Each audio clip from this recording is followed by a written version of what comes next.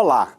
Por um mundo onde as pessoas tenham mais tempo e disposição para reatar laços com a terra, com os alimentos e com uma vida saudável, está começando mais um programa parlatório aqui na TV Pai Eterno. Se a gente pensar bem, plantar é um ato de fé. É colocar nossa confiança numa semente simples, seca, ou num galho que parecia não servir para mais nada. Plantar é como apostar em algo vivo e em algo melhor. A gente sabe que, para plantar, é preciso preparar o solo, atiçar sua fertilidade. Para plantar com cuidado, a gente tem que observar que nem pode ficar seco demais, nem úmido demais. Não podemos confundir as coisas. A proteção tem de ser na medida certa. Na verdade, aquela terra onde plantamos é um novo lar, um lar para uma nova vida. Plantar, portanto, é um ato de fé. Convidamos para conversar conosco sobre esse tema do cultivo das plantas o Juarez Alves Martins. Ele é jornalista e gestor de hortas pedagógicas.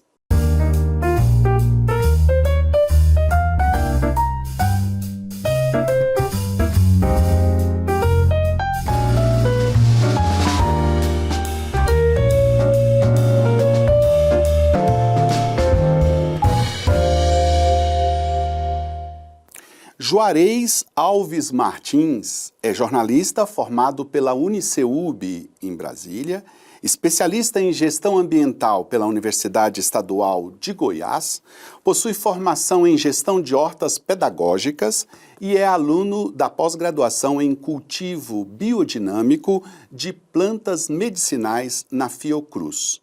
É agricultor urbano, coordenador do empreendimento Horta Linda, BSB, e do projeto voluntariado Uma Horta em Cada Porta. Juarez, esse assunto é tão de casa, tão familiar, que eu preciso revelar aqui que você é meu compadre e que eu amo muito a sua família. É uma alegria receber você aqui no programa parlatório. Eu já começo perguntando que tipo de ponte você fez entre o jornalismo e a cultura de hortas urbanas. Bem-vindo. Oi, Rafael. É uma satisfação muito grande participar aqui do seu programa, que eu acompanho desde o lançamento, gosto muito das reflexões que são feitas. E a ponte voltando à sua pergunta, a ponte que eu fiz entre o jornalismo e a horta, a agricultura urbana, a agroecologia, na verdade, não foi uma ponte a partir do jornalismo. Bem antes disso, desde a minha infância, eu aprendi a cuidar de hortas com a minha mãe, com a minha avó, lá no interior de Goiás, onde eu nasci. E depois indo para o seminário, eu sempre era destacado por ser um rapaz que vindo da roça e que só tinha habilidade com ferramentas, habilidade para fazer plantação. Eu sempre fui destacado para cuidar das hortas do seminário, e eu fazia isso com muita satisfação. Quando terminei meu curso de jornalismo, imediatamente eu já comecei a me preocupar com um tema que era sobre o direito humano à alimentação. Mas eu acho que, na minha avaliação, eu sei que não há não há uma hierarquização dos direitos, todos os direitos são iguais, mas se fosse possível ter uma hierarquização, o direito à alimentação deveria vir primeiro do que os outros, porque a pessoa com fome ela não consegue lutar por nenhum dos outros direitos, não consegue lutar por moradia, não consegue lutar por educação. Daí, em seguida, eu fiz uma pós-graduação em gestão ambiental e o meu trabalho, de novo, voltando ao meu TCC da pós-graduação de gestão ambiental, foi sobre as hortas pedagógicas, hortas escolares. E daí então, eu nunca me afastei disso. Depois acabei fui convidado pela FAO, que é um órgão da ONU que cuida da alimentação e da agricultura, para fazer parte de um grupo que estava começando de experts em em segurança e soberania alimentar na América Latina e no Caribe, e eu fui por alguns anos o único brasileiro a fazer parte desse grupo.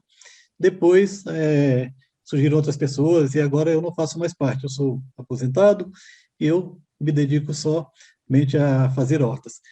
Eu mesmo, e creio que muita gente pensa que para plantar uma horta é necessário gastar muito tempo, fazer grandes investimentos. O que você diria para quem pensa assim? A gente tem que desmistificar isso, né? Tem gente que diz assim, eu não tenho mãos boas para ter uma horta dentro de casa, né? Então, toda planta que eu pego, eu mato. Aí, o que eu digo para essas pessoas é assim, que não tem, na verdade, a gente não tem essa questão de ter mão boa ou ter mão ruim. Eu digo que todas as mãos são abençoadas. As mãos que eu tenho, que Deus me deu, para cuidar dos meus filhos, para cuidar dos meus pais, para cuidar dos meus parentes, dos meus irmãos, dos meus amigos, para encher de cuidados todas as pessoas que me rodeiam, para cuidar de mim mesmo. Se essa mão é abençoada por tudo isso, por que ela não seria abençoada para cuidar da cebolinha? A gente não tem a técnica certa. Por isso que é importante disseminar isso. E não é caro, não é complicado. Eu tenho aqui, por exemplo, essa cebolinha aqui dentro de um vaso de plástico, mas poderia ser dentro de uma garrafa PET, dentro de uma caixinha de leite longa-vida, dentro de uma lata de leite em pó, né, usada. A gente pode utilizar diversas vasilhas, a gente pode pegar a terra do chão normal para colocar aqui dentro, e a gente pode colocar adubo, um adubo que a gente mesmo faz, né? Eu gosto de ensinar uma receita que a gente pega, por exemplo, casca de banana, que a gente vai jogar fora, casca de ovo, que a gente vai jogar fora, casca de borra de café, que a gente vai jogar fora também, né? Então, se a gente pega tudo isso, essas três coisas, casca de banana, casca de ovo e borra de café, que a gente vai jogar fora, e a gente, ao invés de jogar fora, coloca no sol para secar, depois que está bem sequinho, você tritura a casca de banana, a casca do ovo, mistura com a borra do café, e basta uma colher de sopa por mês para você conseguir fazer com que essa cebolinha cresça tão saudável, tão bonita como essa que eu tenho aqui na minha mão. Qual é a importância de conhecermos o modo como nossos alimentos são cultivados, mesmo quando a gente não participa desse processo? O ideal seria se a gente pudesse participar, mas a gente vive hoje, a maioria da nossa população vive na área urbana e não tem essa condição. Mas é importante, se a gente conseguisse conhecer, pelo menos um pouco, quem é que está produzindo o nosso alimento, que nós comemos, isso já seria muito importante, daria muito mais segurança alimentar e nutricional para a gente. Uma coisa que é bacana é a gente, os alimentos in natura, como esses que eu tenho aqui na minha frente, eles já são, é importante que a gente conheça, saiba qual se ele é orgânico, se foi produzido de uma forma agroecológica, melhor ainda. Mas se for orgânico já é bacana, já é sinal que não tem agrotóxicos, que não tem adubo químico, né? Porque isso não é necessário. Como vocês estão vendo aqui, eu tenho plantas bonitas, e que são plantas bonitas que não estão, nunca viram e nunca vão ver agroquímicos nelas. Sua proposta de fazer hortas urbanas tem chamado a atenção de muita gente. E a pergunta é: o que uma pessoa precisa ter para não começar o cultivo de uma horta em casa e logo em seguida desanimar e deixar o projeto de lado? Eu costumo dizer que para ter uma horta com sucesso em casa, a gente precisa ter quatro coisas básicas. Primeiro, ter a vontade, se mobilizar para ter essa horta. Quando eu digo a horta, não precisa ser uma horta num canteiro enorme, mas pode ser só uma plantinha no vaso também, porque ela já é uma coisa muito simbólica, que simboliza muito para a gente, né? Produzir o próprio alimento é uma coisa, além de sagrada, eu acho que é uma coisa revolucionária. Não tem nada mais revolucionário do que produzir a própria comida, o próprio alimento, porque quem produz o próprio alimento produz a vida também. Aí, e o que precisa, então? Precisa de ter a vontade, e depois disso precisa só de 3 outras coisas. Precisa de ter sol, se tiver de 3 horas e meia a 4 horas de sol por dia, já é bacana, já está bom. A segunda coisa é ter uma boa terra. Se a gente tem uma terra que a gente mesmo pode preparar, como eu disse, a gente pode pegar um pouquinho de terra do quintal, ou se a gente não tem quintal, ir num lugar onde tem uma terra que não tem contaminação de química, pode pegar um pouquinho de terra numa chácara, no sítio, traz para casa, coloca dentro do vaso ou compra no supermercado. É uma coisa que não é muito cara, né? Aquelas terras vegetais e tal que tem.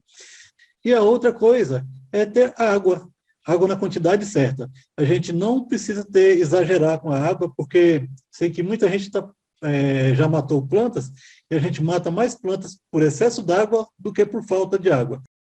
Eu gostaria de te pedir, Juarez, que você nos ajudasse a entender mais o que significa uma horta pedagógica.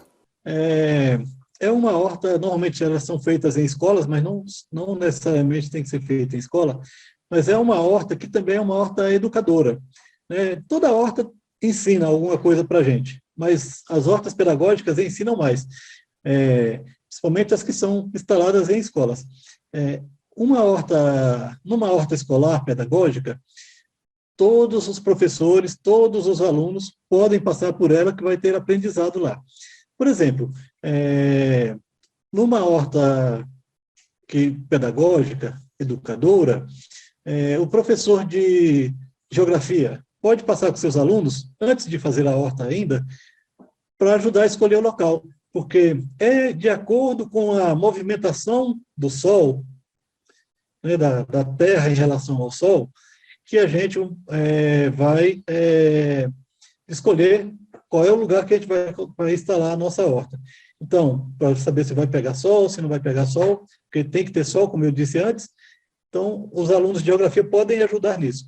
Os alunos de matemática podem chegar com seus professores e definir, por exemplo, o formato geométrico dos canteiros, se o canteiro vai ser um retângulo, se vai ser um triângulo, qual vai ser a forma do canteiro.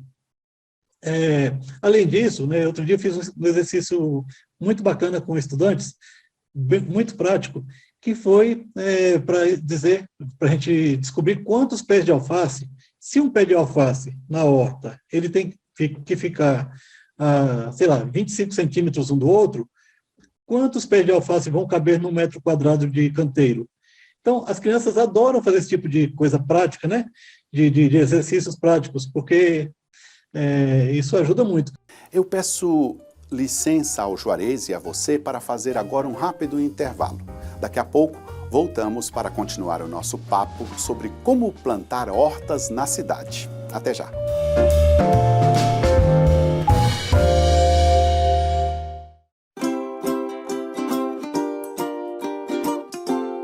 O Pai Eterno ama todos os seus filhos. Ele quer sempre estar perto da gente. Uma vez, há um tempão atrás, havia um casal muito simples. O seu Constantino e a dona Ana Rosa.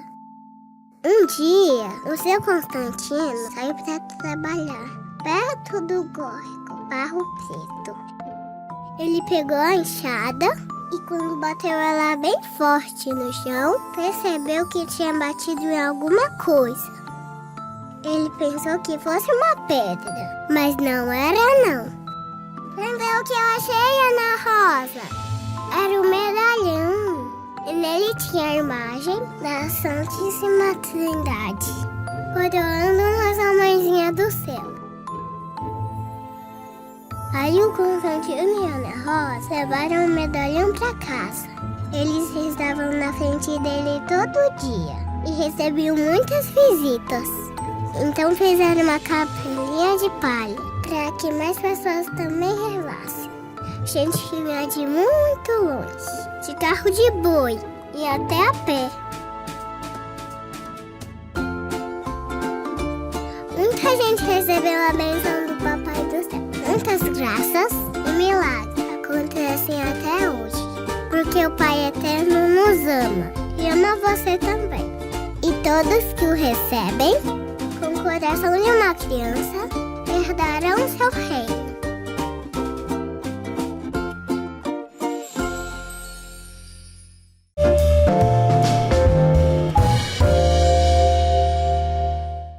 Estamos de volta com o programa Parlatório. Hoje estamos conversando com Juarez Alves Martins. Ele é jornalista e gestor de hortas pedagógicas.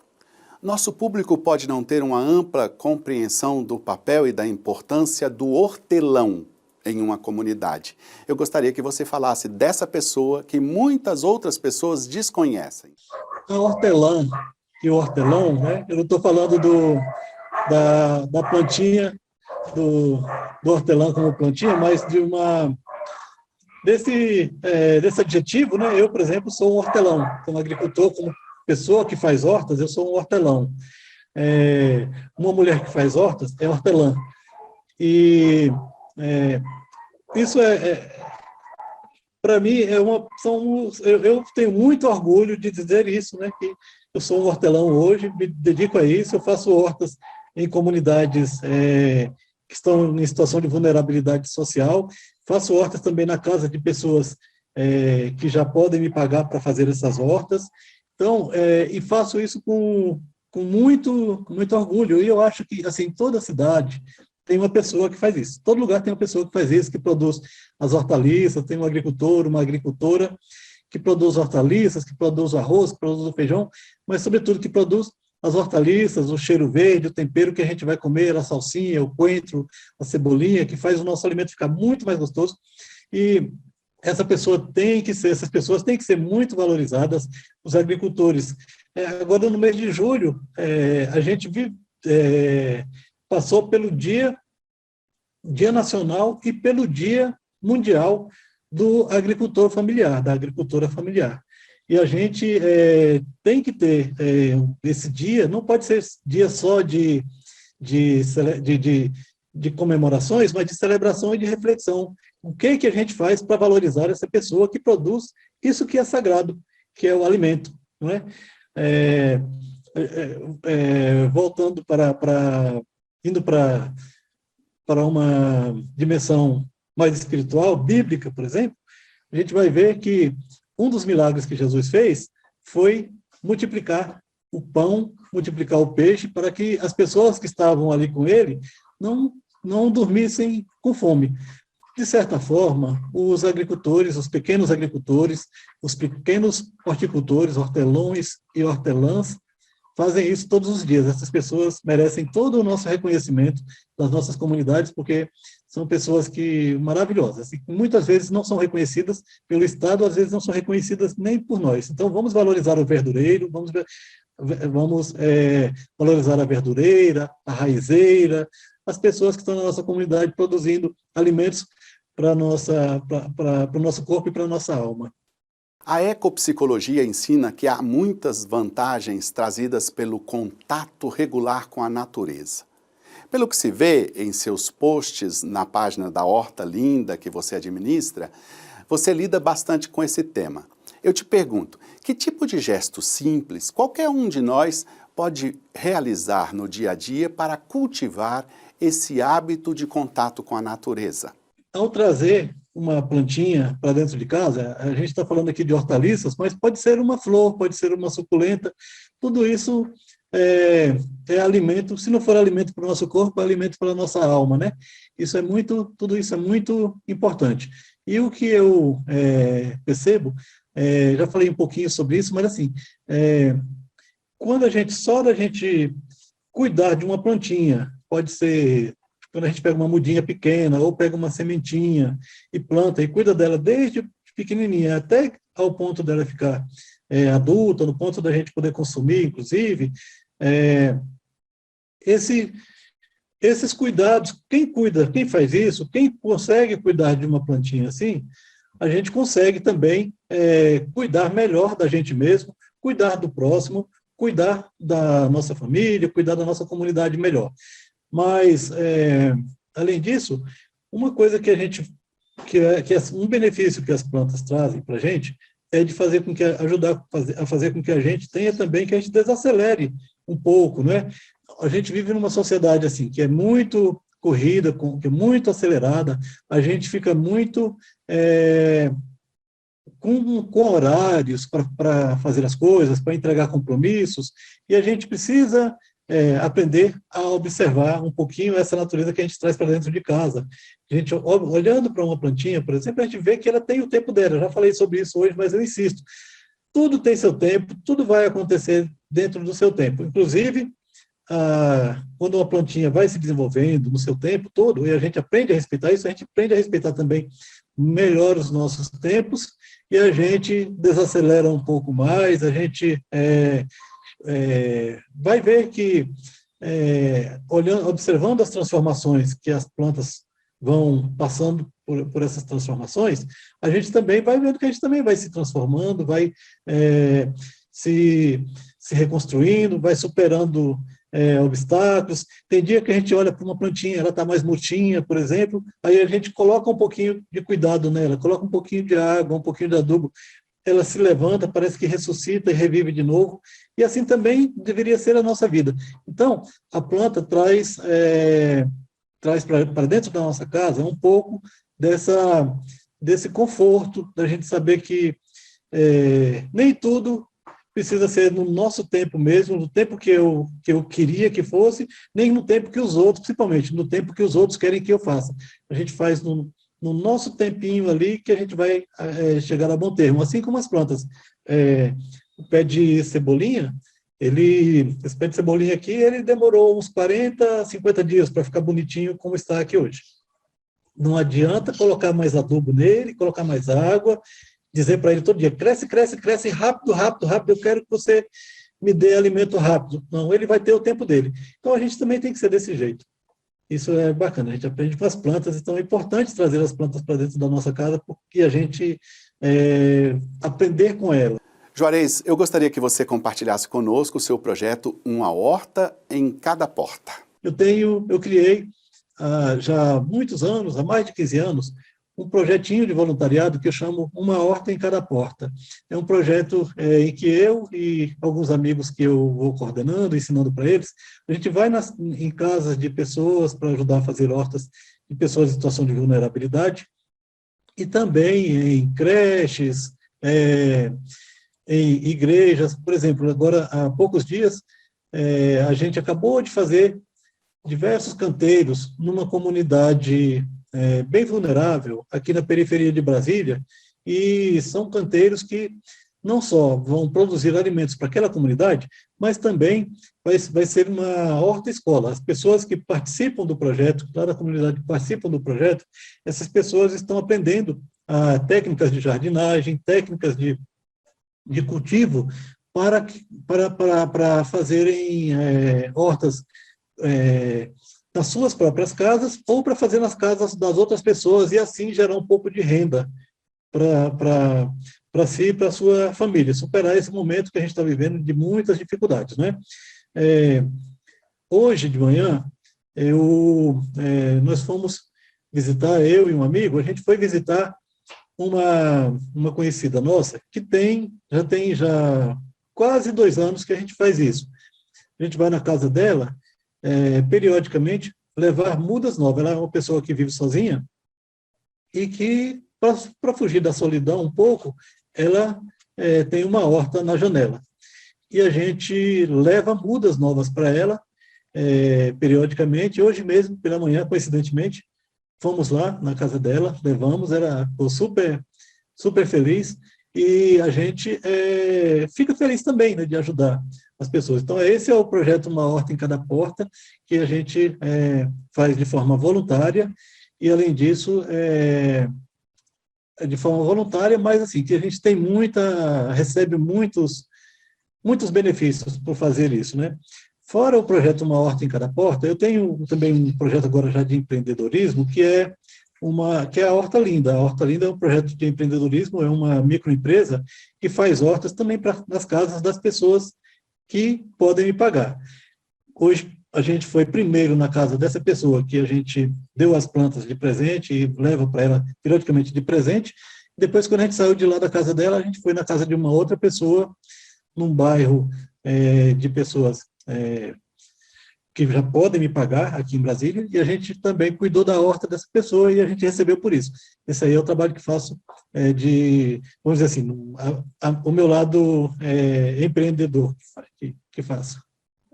Nós sempre encerramos nosso programa aqui trazendo uma citação e pedindo aos nossos convidados para fazer um breve comentário. Para você, trouxemos uma palavra do Papa Francisco. Ele pronunciou essas palavras numa mensagem que dirigiu à FAO, um daqueles organismos da Organização das Nações Unidas, e isso foi feito em maio de 2019. Abre aspas. O modelo de partilha para uma agricultura sustentável tem consequências positivas não apenas no setor agrícola, mas também para toda a humanidade e a salvaguarda do ambiente. Fecha aspas. Papa Francisco, ele é um iluminado, né? Um ser iluminado. Ele é uma pessoa muito sábia, com muita sabedoria. E o Papa Francisco, então, ele, mais uma vez, ele dá lição para o mundo todo, e se dirigindo a um organismo das Nações Unidas, como é a FAO, ele também tem essa caixa de ressonância para o mundo todo. Essa fala dele que chegou a nós. Então, e ele tem razão. A agricultura sustentável, ela assim, ela é muito importante, né? E a agricultura não precisa você ficar nem reinventando a roda.